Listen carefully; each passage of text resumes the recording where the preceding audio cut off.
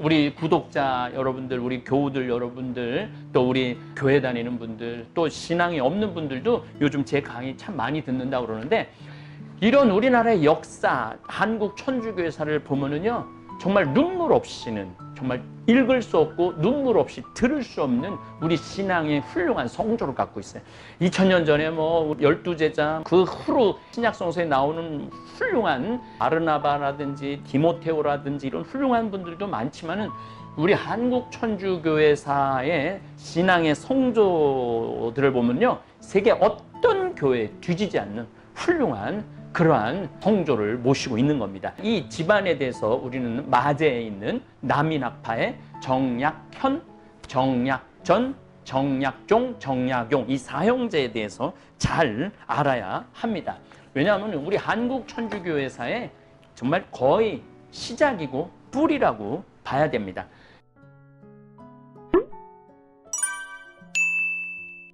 황사영과 정난주라는 제목으로 강의를 준비했습니다.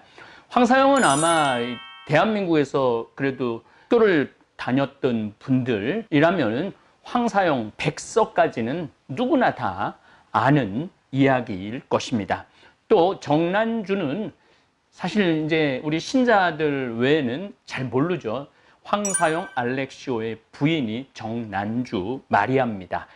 이 정난주 마리아는 아주 특별한 인생을 살았어요. 제주도 대정이라는 곳에 가보면은 정난주 마리아 묘가 있습니다. 이 정난주는 누구냐면 정약현 선생님의 맏딸이에요. 그리고 제가 이제 또 좀 이따 말씀드리겠지만, 정약현은 정약전, 정약종, 정약용 사형제, 남인학파죠. 마제에서 아주 정조가 특별히 사랑한 집안이었죠. 어쨌든 이 황사영 알렉시오는 1801년 백서 사건 때문에 12월 10일 날 능지 처참을 당하죠. 목을 자르고 죽고 난 다음에 몸을 6갈래로 나눠서 팔도로 다 내다 보이는 거죠. 이제 천주교 믿으면 이렇게 된다. 근데 이 정난주 마리아는 배교를 해요. 왜 배교를 하느냐면, 황경헌이라고 1살배기 아들이 있었는데, 이 아들을 두고 차마 죽을 수가 없었던 거죠. 그러면서 한 여인의 삶이 이제 제주도로 유배를 가고 거의 한 46년 동안 제주도에서 살게 되죠. 이게 아주 롱 스토리예요. 롱 스토리. 긴 이야기입니다. 왜 긴 이야기냐면은, 제가 2020년 2월 18일 날 미국의 순례자 190명, 한국의 순례자 60명, 이스라엘 도보 성지 순례를 떠나죠. 저희들은 나자렛에서부터 갈릴레아까지 잘 걸어왔어요. 4일 동안. 그리고 이제 마지막 막달레라는 곳에서 카파르나움까지 한 5, 6km 정도 되는 거리를 걷는 일만 남아 있는데, 갑자기 호텔 측에서 강제 격리를 시작한 거예요.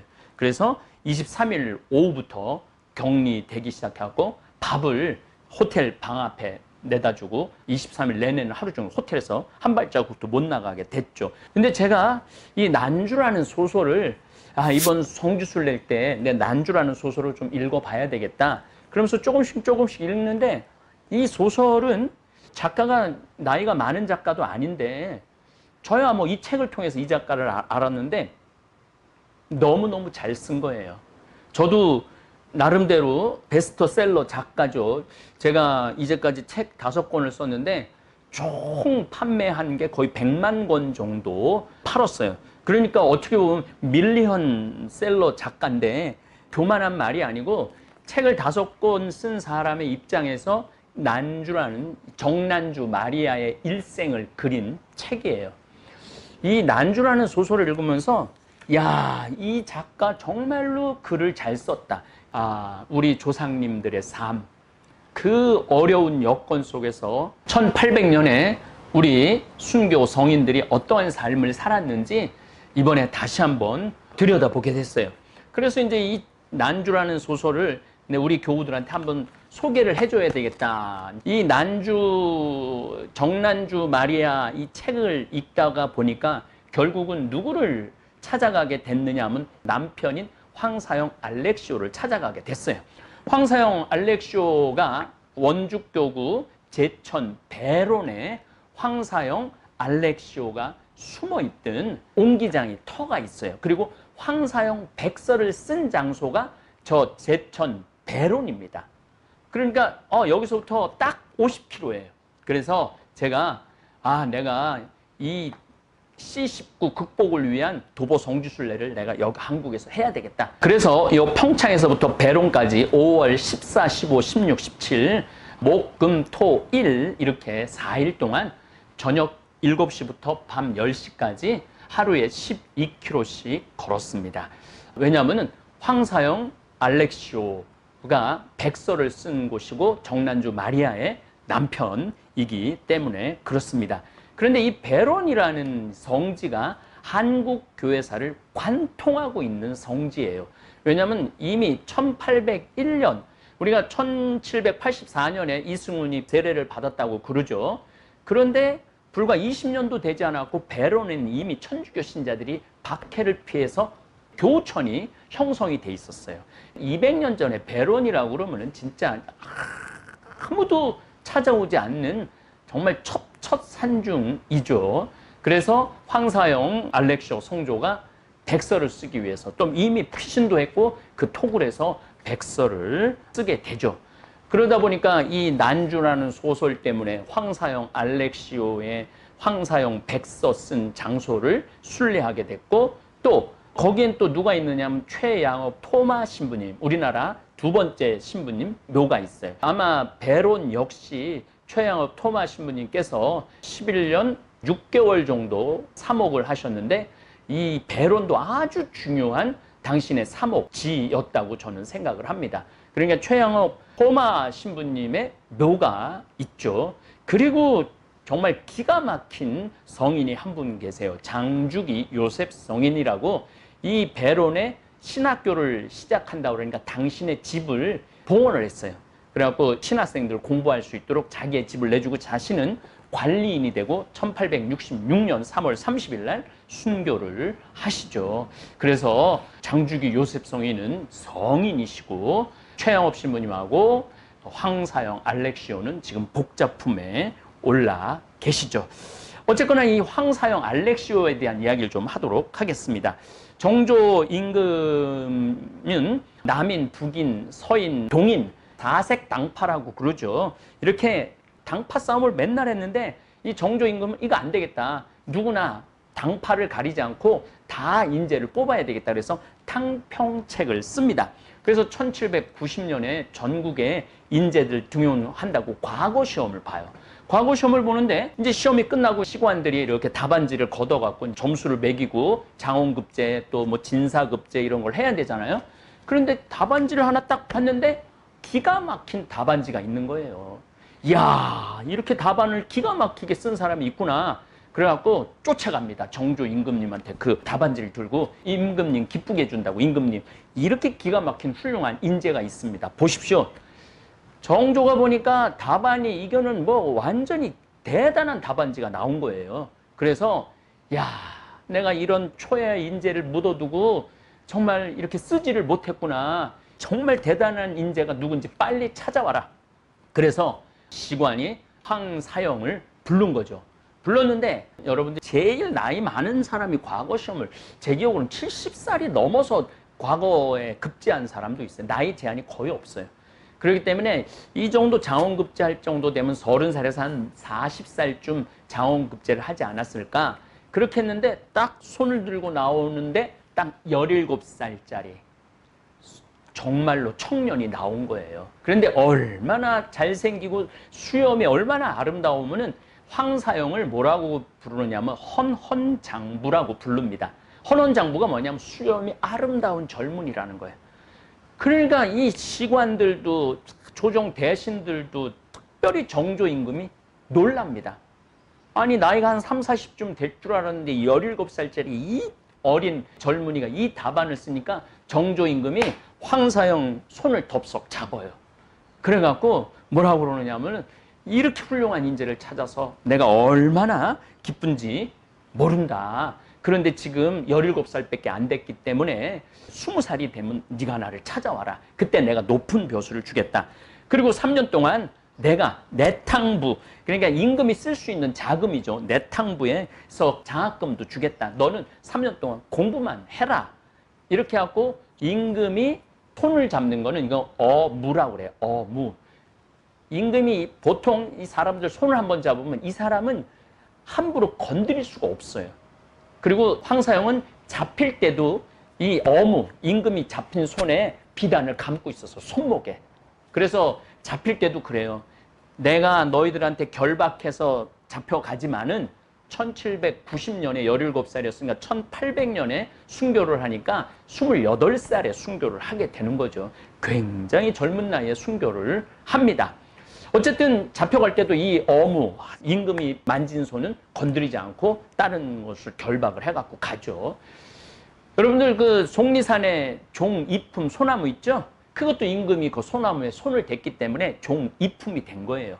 또 무술이 있잖아요.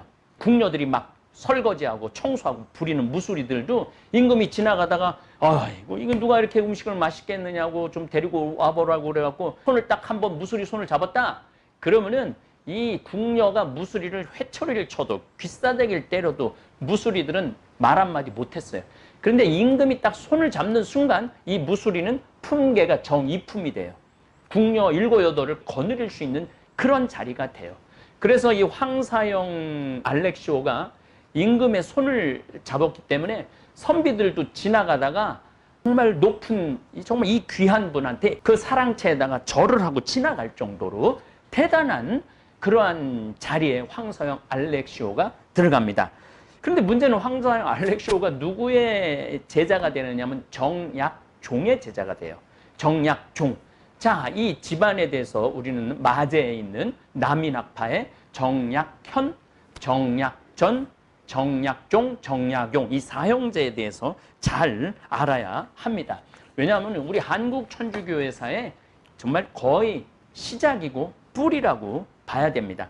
이제 정약종의 제자로 들어가니까 당연히 황사영은 천주교 교리에 빠지게 돼요. 그래서 정약현의 맏딸 정난주 마리아하고 혼인을 하게 됩니다. 혼인을 하면서 정약종의 제자가 됐죠. 정난주 마리아를 만나면서 천주교를 접하게 되죠. 황사영이 알렉시오라는 세례명을 가지게 되는 거죠.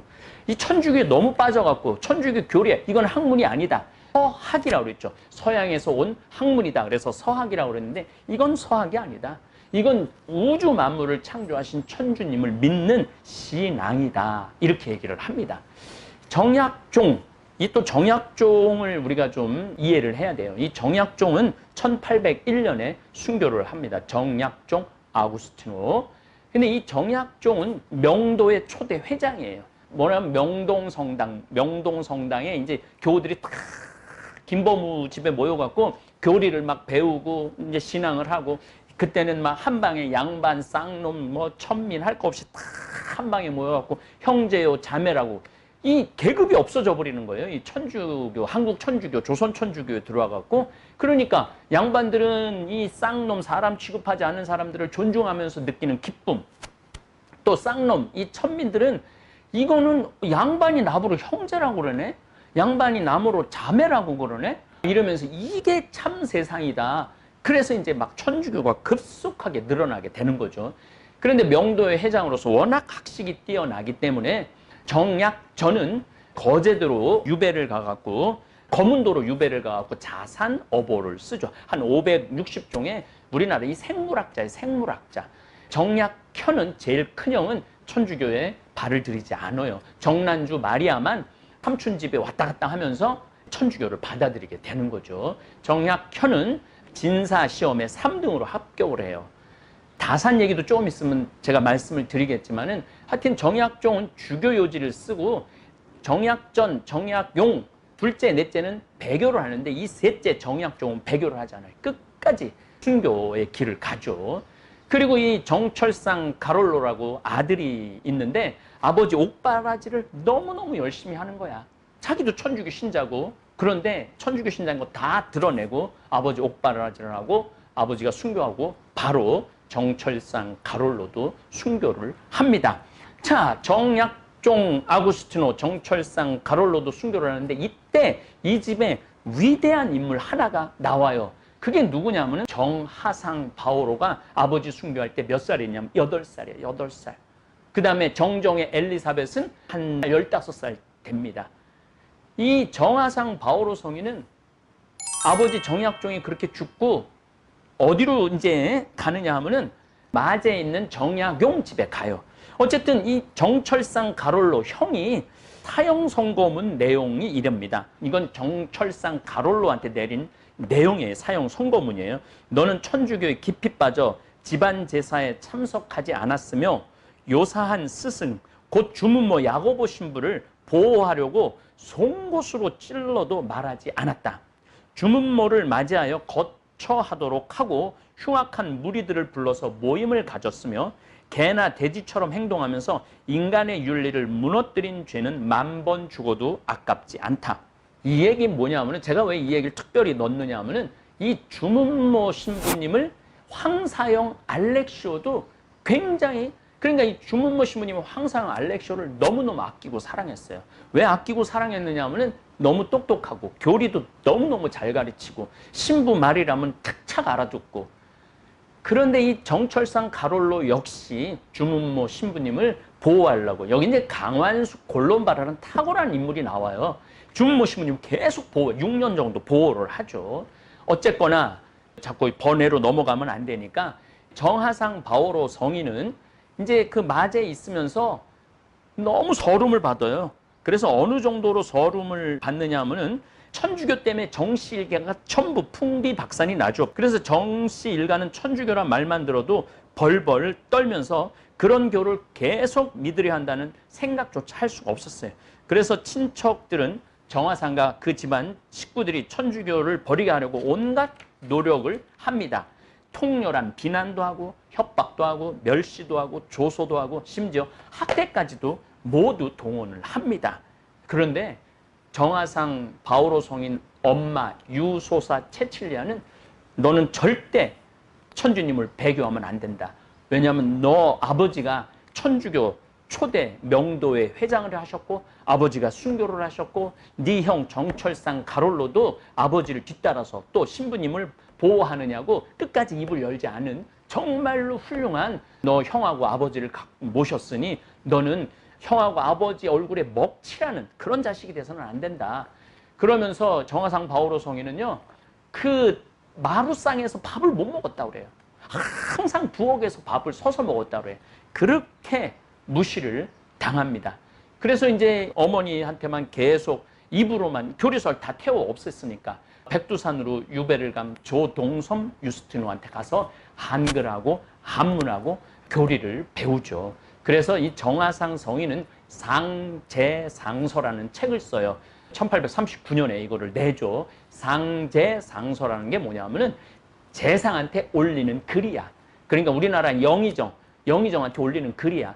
이 상제상서를 읽어보면은 제가 한번 또 여러분들, 우리 구독자 여러분들, 우리 교우들 여러분들, 또 우리 교회 다니는 분들, 또 신앙이 없는 분들도 요즘 제 강의 참 많이 듣는다고 그러는데 이런 우리나라의 역사, 한국 천주교회사를 보면은요, 정말 눈물 없이는, 정말 읽을 수 없고 눈물 없이 들을 수 없는 우리 신앙의 훌륭한 성조를 갖고 있어요. 2000년 전에 우리 12제자, 그 후로 신약성서에 나오는 훌륭한 바르나바라든지 디모테오라든지 이런 훌륭한 분들도 많지만은 우리 한국 천주교회사의 신앙의 성조들을 보면요, 세계 어떤 교회에 뒤지지 않는 훌륭한 그러한 성조를 모시고 있는 겁니다. 이 상제상서 조금만 한 구절만 제가 여러분들한테 좀 소개를 해드리면은 이렇게 얘기를 합니다. 이 집을 보십시오. 집을 보면은 얼마나 이 집을 잘 졌습니까?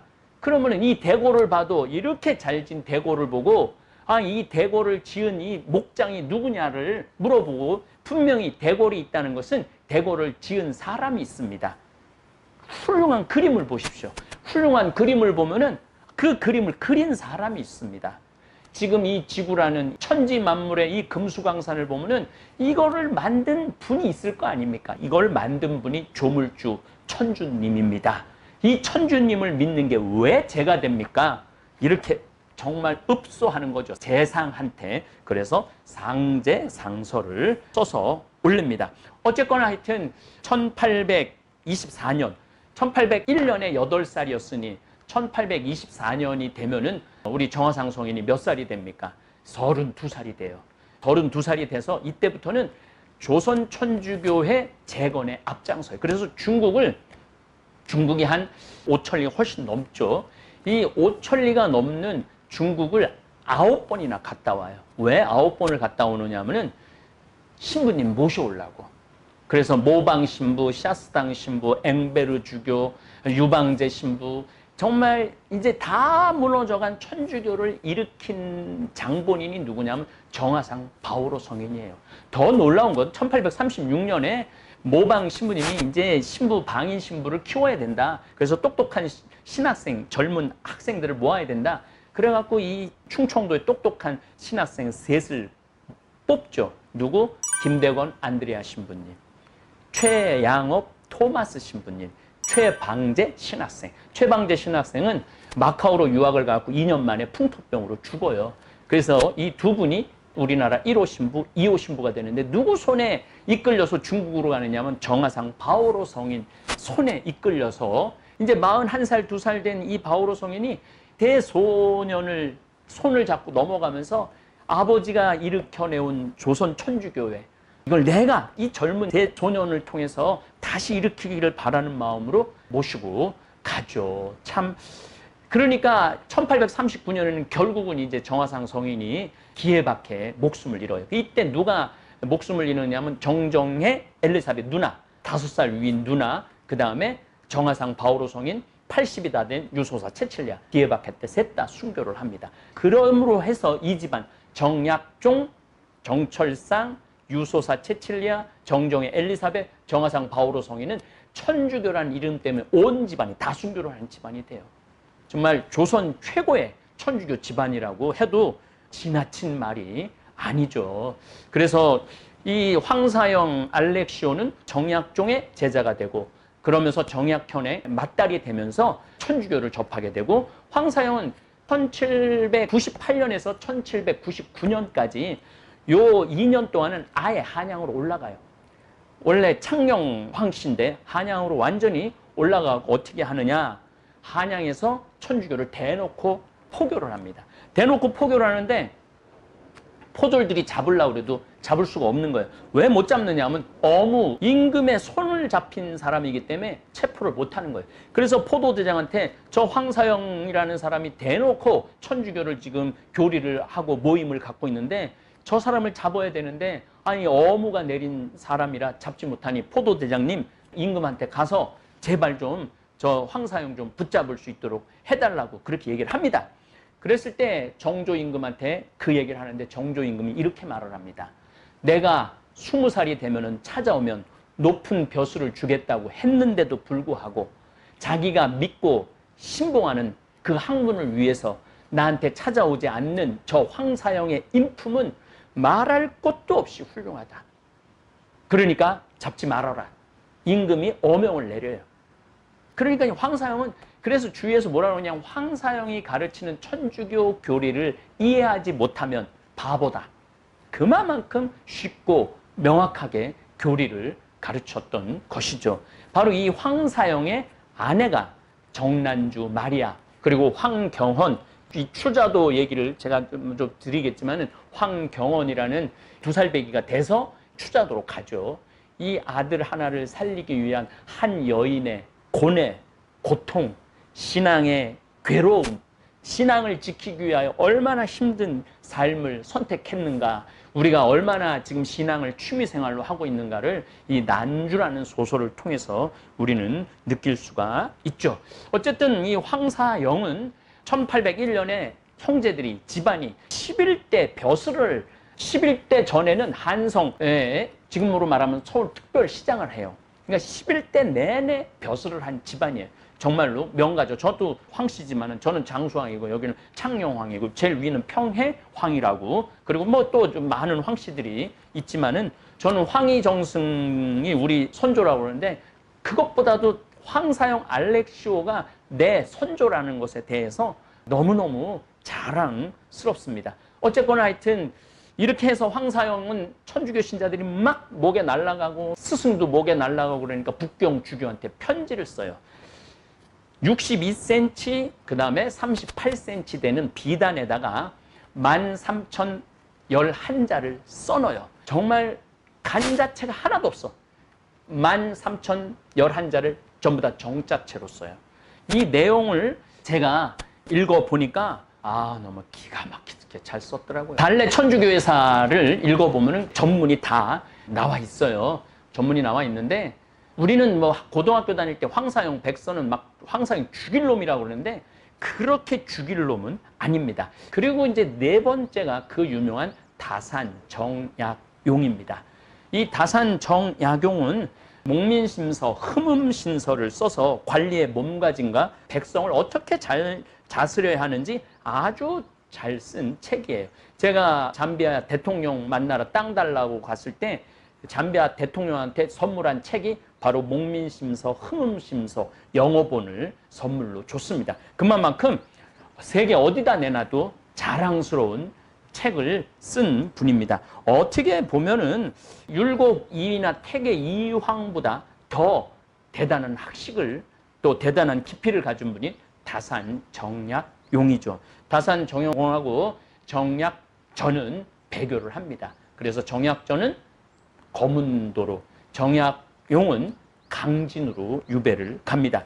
정약용이라는 이 탁월한 분은 제가 아주 젊었을 때 또 동양 철학을 공부할 때 굉장히 존경하고 사랑했던 분이기 때문에 강진, 유배지를 제가 4번이나 찾아가 봤어요.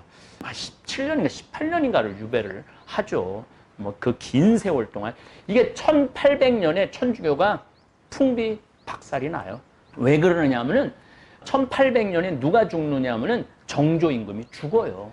24년 동안 통치를 하고 정조임금이 죽고 누가 왕에 오르느냐 하면은 순조, 11살 된 순조가 왕에 오릅니다. 그러면서 영조의 계비인 정순황후 대비가 수렴청정이라고 발을 뒤에 가리고 왕은 앞에 앉아있고 발을 가리고 뒤에서 수렴청정을 하게 되죠.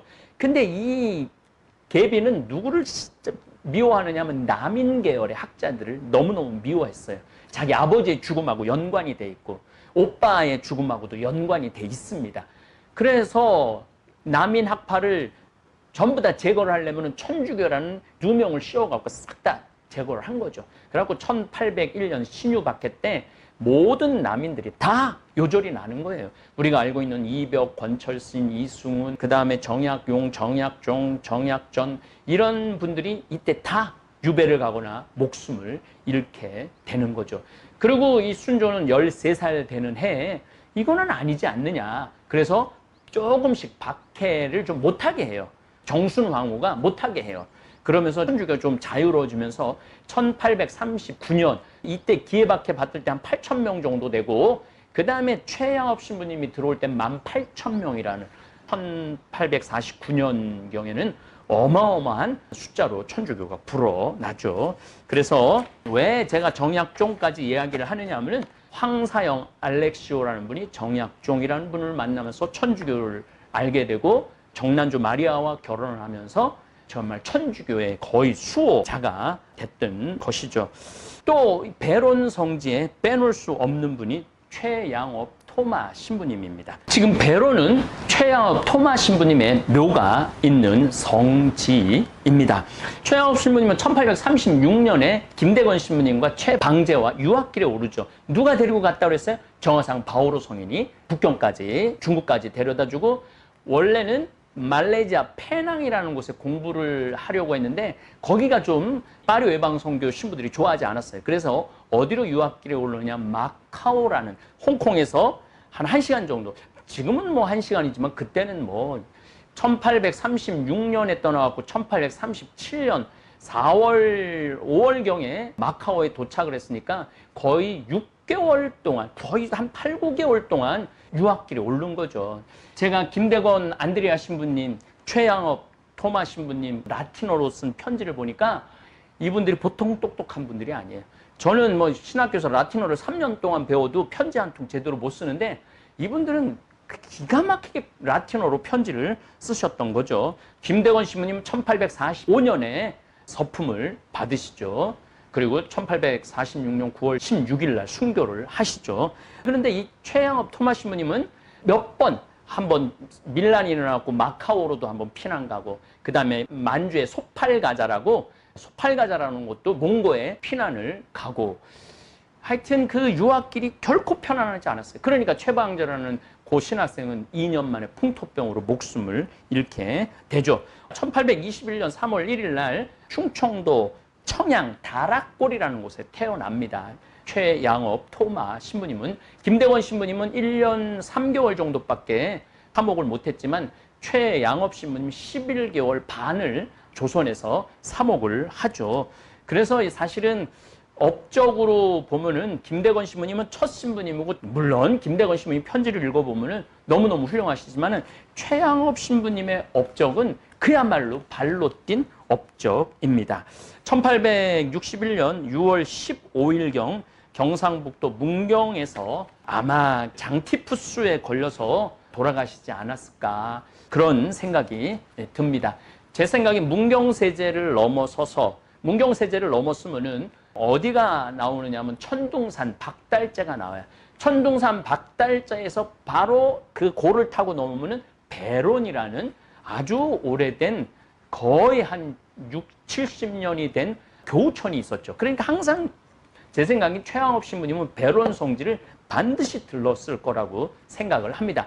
최양업 신부님은 아버지 최경환 프란치스코 성인이 1839년 기해박해 때 옥중에서 돌아가세요. 왜 돌아가시냐면 매를 때리면은, 조선시대 때 곤장 20대를 쳐라, 30대를 쳐라, 100대를 쳐라, 100대를 치면 죽는다고 봐야 돼요. 왜냐하면 이 곤장대 넓이가 지금 요 정도, 요거보다 한 요 정도 됩니다. 요 정도 되는 곤장대를 때릴 때 어떻게 때리느냐면 형틀에 묶어두고 물을 뿌려요.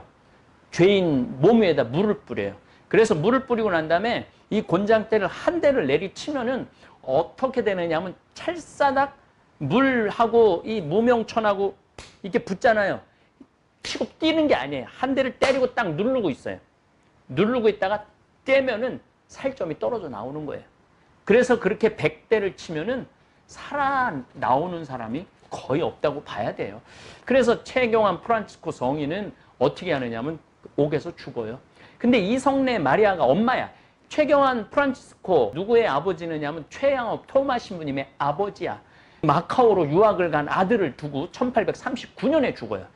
그러니까 아들 유학 간 지 3년 만에 죽는 거야. 아들 유학 간 지 3년 만에 목숨을 잃는 거죠. 근데 이성래 마리아는 어떤 일이 벌어지느냐 하면은 젖먹이가 옥에서 죽어요. 젖먹이 아들이 옥에서 죽어. 이거 생각해보니까 다른 자식들도 실형제인가 뭐 이렇게 남아있는데 다 죽을 판이거든. 그러니까 배교를 해요.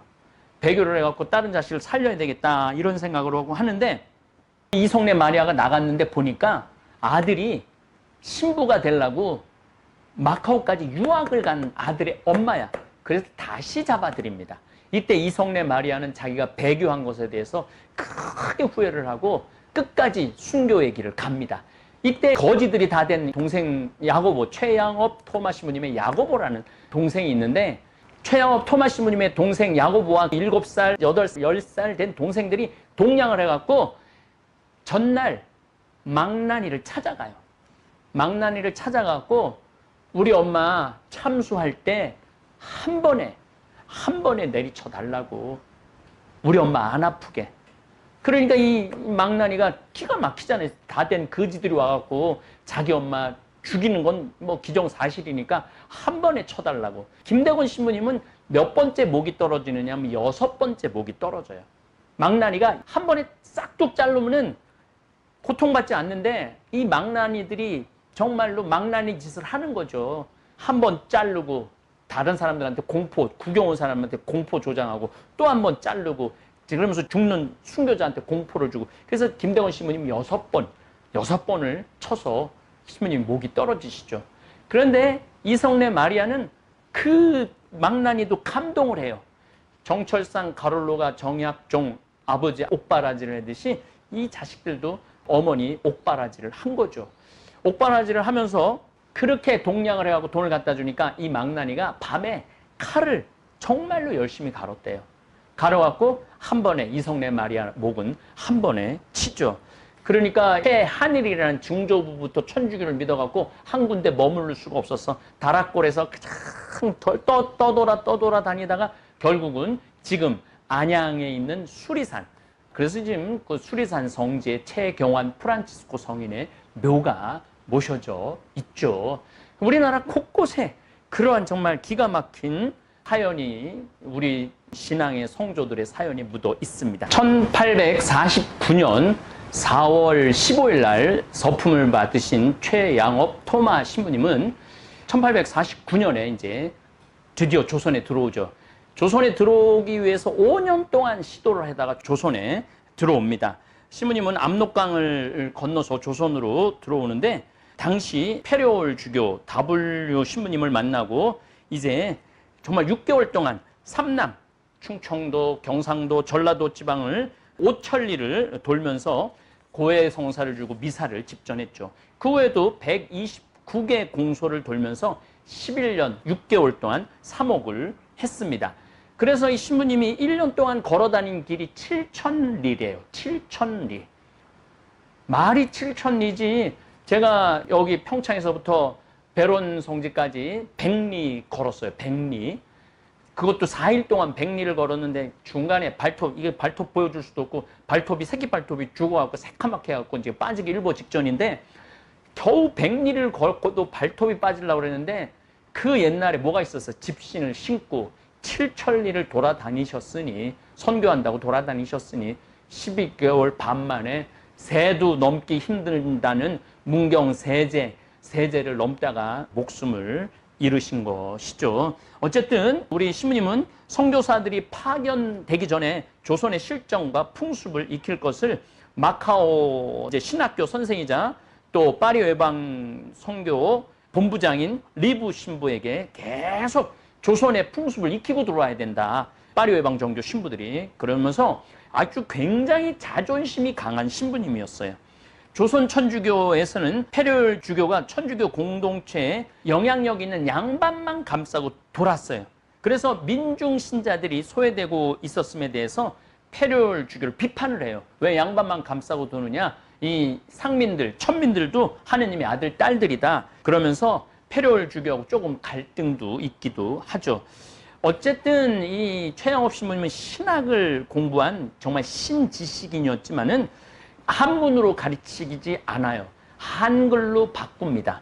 한글로 바꿔서 천주가사, 사사 음절로 된 천주가사를 전부 다 만들어갖고 교리를 쉽게 배우고 익히도록 해줍니다. 어쨌든 최양업 신부님은 사회 개혁가죠. 민중들의 소외, 양반 계급들의 무의 도식을 비판을 해요. 그리고 신분제도가 폐지돼야 된다고 이야기를 합니다. 얼마나 정말 대단한 신부님이에요. 신부님은 제가 너무너무 놀란 것은 1845년에 3명의 신학생을 선발해서 말레이시아 페낭으로 보내는데 성공해. 그 중에 한 신부님이 정규하라는 신부님이에요. 그 다음에 미리네에 지금 묻혀 계신 강도영 신부님. 강도영 신부님이 정규하 신부님 은경축 미사를 해주죠. 그 연도가 이렇게 탁탁탁 맞아 떨어져 갑니다. 이 신부님이 뭐라고 얘기를 하느냐 하면은 한글이 교리를 공부하는데 매우 유용합니다. 우리나라 알파벳은 10개의 모음과 14개의 자음으로 구성되어 있는데 배우기가 아주 쉬워 10살 이전의 어린이라도 글을 깨칠 수가 있습니다. 이 한글이 사목자들과 신부님들의 부족을 메우고 강론과 가르침을 보충해 줍니다. 쉬운 한글 덕분에 세련되지 못한 산골에서도 신자들이 빨리 천주교 교리를 배우고 구원을 위한 훈계를 받을 수가 있습니다. 그런데 신부님이 참 감동적인 글을 하나 쓰세요. 1857년 9월 15일 그 스승 리브 신부한테 보낸 편지가 있어요. 조선 사람들은 쉽사리 합리적인 순리를 수긍하고 이성과 정의의 바른 길을 잘 파악합니다. 이 임금의 편지를 보면은, 글을 보면 참 자기 나라 백성인데도 얼마나 무시하는 글들이 많은지 몰라요. 어쨌거나 조선 사람들은, 신부님은 조선 사람들을 저처럼 본 것 같아요. 대한민국 세계 제1위라고. 조선 사람은 쉽사리 합리적인 순리를 수긍하고 이성과 정의의 바른 길을 잘 파악합니다. 만일 한마음 한뜻으로 백성에게 동일한 이론을 가르치고 계몽한다면 백성들은 쉽게 동의할 것입니다. 그러니까 우리가 한마음 한뜻으로 한글로 교리서를 만들어 갖고 가르친다면 백성들은 쉽게 동의한다는 거예요. 마지막 글자가 뭐냐면 제가 실제로 계몽을 받아 이에 정통한 자가 되어 있지 않습니까? 그러니까 이 최양옥 신부님은 조선 사람들 가르치면 다 알아듣는다 이거예요. 그러니까 상민들 무시하지 말고 양반만 감싸고 돌지 말라는 거예요. 그 대표적인 깨우침을 받은 정통한 자가 바로 당신 자신이라는 얘기를 합니다. 그러면서 천주가사, 사사음의 천주가사를 해서 상민들한테도 하느님의 교리를 그렇게 잘 가르치고 1861년 6월 15일 날 문경에서 세상을 떠나게 됩니다. 이 베론이라는 성지가 황사영 알렉시오 1801년에 백서 쓰셨죠. 그 다음에 최영업 토마스 신부님의 주 사목지 중에 한 베론에서 문경을 넘다가 돌아가시니까 헌둥산 박달재를 넘어서서 베론에 신부님 시신이 안치가 된 겁니다. 그런데 여기 문경에는 또 탁월한 성인이 한 분 계세요. 그분이 누구냐면 장주기 요셉 성인이에요. 이분은 수원 요당리에서 태어나세요. 그래서 지금 수원교도 요당리 성지가 있죠. 장주기 요셉 성인은 23살이 돼서야 형수님한테 천주교 교리를 배우고 세례를 받습니다. 모방 신부님을 도와서 적극적으로 선교 활동을 합니다. 계속 박해가 있으니까 1845년경에는 친척들이 아주 성화를 하고 박해를 이기지 못해서 제천 땅 베론으로 옮겨가기 시작하는 거죠. 1856년에 이거 아주 중요합니다. 1856년 우리의 또 기가 막힌 박해가 하나 있죠. 1866년 병인 박해입니다. 이 병인 박해 이전 1856년에 베르네 주교님께서 이제 조선에도 해낭으로 막화로 멀리 보내지 말고 이제 조선에도 이제 천주교 신자가 많아졌으니 조선에 신학교를 세우자. 그래서 어디다 신학교를 세우느냐면 베론에 세워요. 베론에 신학교를 세우는데 장주기 요셉 성인이 그 사실을 알고 당신이 살고 있던 집을 초가집을 신학교로 봉헌을 합니다. 그리고 장주기 요셉 성인은 11년 동안 베론에서 신학생들 한문학을 가르쳐요. 그리고 관리인으로 자기가 당신이 양반인데도 관리인으로 내려오는 거죠. 그리고 1866년 순교의 칼을 맞아서 끝까지 신부님들이 돈 넣어갖고 뺐는데 나 순교하겠다. 그래서 순교하신 성인이 장주기 요셉 성인입니다. 자, 베론은 벌써 세 가지 기가 막힌 역사적인, 물론 1801년에 이미 교우들이 숨어들어서 옹기를 구워서 팔았던 교우천이라는 것에 중요한 의미가 있고, 황사영 알렉시오 성인께서 백서를 쓴 기가 막힌 장소고, 그리고 난 다음에 최양호 토마스 신부님의 사목 활동이었고 묘가 있죠.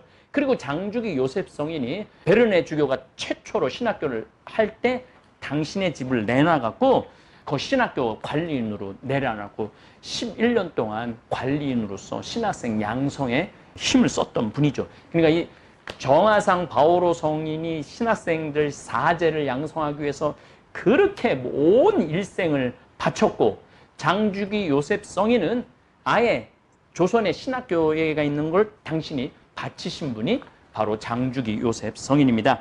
1866년 3월 24일 사형 선고를 받고 사형 집행을 기다렸습니다. 그런데 이때는 나라에서 왕비가 해산할 달이었기 때문에 서울에서 죄인의 피를 뿌린다는 것은 불길하다고 해서 서울에서 멀리 떨어진 보령 갈매못 성지 한번 또 가보세요.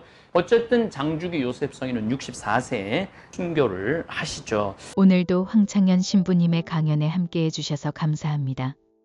조선의 땅에 천주교가 처음 들어왔을 때 그것은 단순한 종교가 아니었습니다. 하늘을 섬긴다는 그 가르침은 신분을 넘어 모두가 평등하다는 전례 없는 선언이었고, 억눌린 이들에게는 새로운 희망이었습니다. 하지만 그 믿음의 씨앗은 너무도 혹독한 대가를 치러야 했습니다.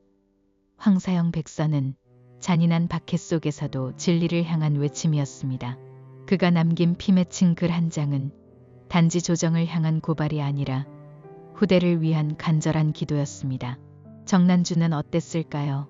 남편 황사영이 순교한 뒤 어린 아들을 등에 업고 산속을 헤매며 신앙을 지켰던 그녀. 그 이름은 우리에게 묻습니다. 나는 무엇을 위해 살고 있는가? 이렇게 우리는 교회의 역사가 곧 순교의 역사였음을 알게 됩니다. 탄압 속에서도 믿음을 놓지 않았던 평신도들의 이야기, 이름 없이, 빛도 없이 묵묵히 신앙을 전해준 사람들 덕분에 오늘 우리가 이 자리에서 하느님을 부를 수 있게 된 것입니다.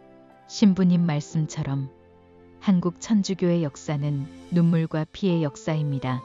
하지만 동시에 그 눈물과 피를 넘어 사랑과 희망을 피워낸 이야기이기도 합니다. 오늘을 살아가는 우리도 그분들의 발자취를 기억하며 작은 믿음이라도 끝까지 지켜가는 삶을 살아야 하지 않을까요? 감사합니다. 하늘에 계신 우리 아버지, 아버지의 이름이 거룩히 빛나시며 아버지의 나라가 오시며 아버지의 뜻이 하늘에서와 같이 땅에서도 이루어지소서. 오늘 저희에게 일용할 양식을 주시고 저희에게 잘못한 일을 저희가 용서하오니 저희 죄를 용서하시고 저희를 유혹에 빠지지 않게 하시고 악에서 구하소서. 아멘.